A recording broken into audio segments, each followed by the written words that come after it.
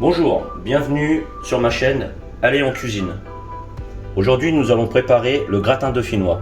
Alors pour le gratin, j'aurai besoin bien entendu de pommes de terre qu'on va bien égoutter au torchon, du lait, de la crème, de l'ail haché, une noisette de beurre, du thym. Alors pour les accessoires, j'aurai besoin de la plaque à gratin, une mandoline, mais moi-même je vais utiliser le couteau, et on est parti pour la recette. Alors on va commencer par couper les pommes de terre. Je vais utiliser la mandoline pour vous montrer comment on procède avec une pomme de terre.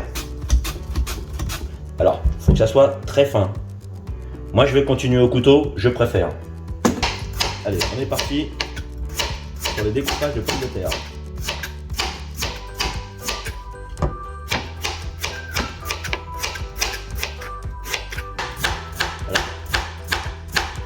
Alors vraiment très fines hein, les pommes de terre. Allez, maintenant une fois qu'on a nos pommes de terre, on va mettre en cuisson la préparation. Alors faites attention à ce qu'il n'y ait pas d'eau. Je vais rajouter le lait, la crème, le beurre, l'ail, thym, les assaisonnements, sel, un petit peu de poivre que vous pouvez remplacer par de la muscade, et je porte à ébullition. Voilà, une fois que j'ai la préparation qui bout comme ici, je vais pouvoir rajouter les pommes de terre.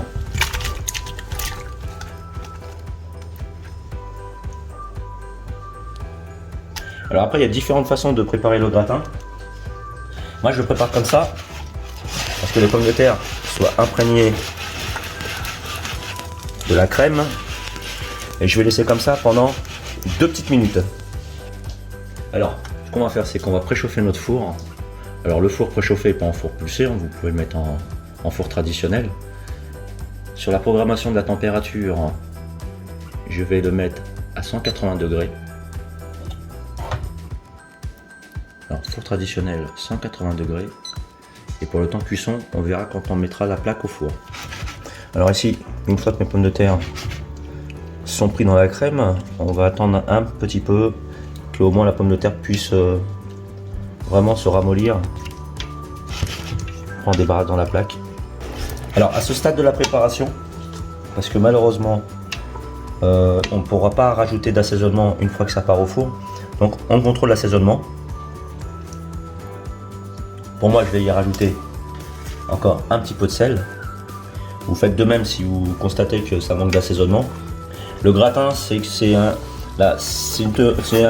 accompagnement qui nécessite un assaisonnement pendant sa préparation, pas après.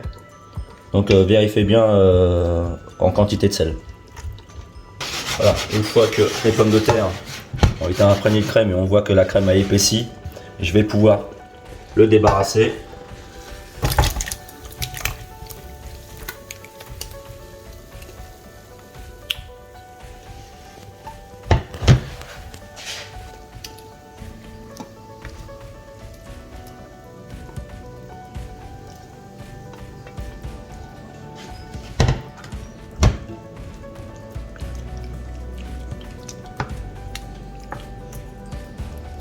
Alors voilà ce que donne la préparation. On voit que les pommes de terre sont pas vraiment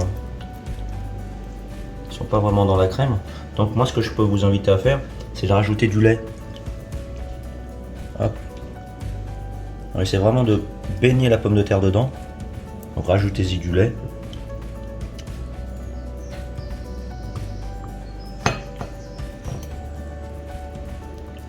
Après à la fin, je peux y badigeonner d'un petit peu de paprika. Après si vous avez du piment d'Espelette, mettez-y du piment. Voilà pour le gratin dauphinois.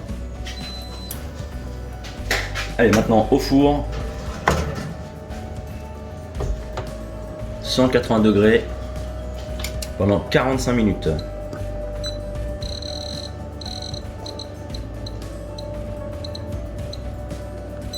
maintenant le gratin sorti du four. Je vais reprendre simplement par erreur tout à l'heure, je vais reprendre la durée de cuisson. Alors le four, il aurait fallu le programmer à 150 degrés pendant 45 minutes. Après les 45 minutes, augmenter le four à 180 degrés pendant 15 minutes. Voilà. Il est toujours recommandé de consommer le gratin le lendemain, c'est meilleur, car le gratin, quand il refroidit, il va se imprégner des saveurs de la crème, de toute la préparation de l'assaisonnement. Et après, il suffit tout simplement d'utiliser un emporte-pièce. Alors, la matière de cet emporte-pièce passe au micro-ondes. Il n'y a aucun problème pour mettre ça au micro-ondes. Donc, à l'aide de mon emporte-pièce, je vais réaliser une portion. Voilà. Je prends ma spatule. Je vais aller voir dans le fond. Alors, on n'oublie pas, bien entendu, d'enlever le thym qu'on avait mis au préalable. Et là,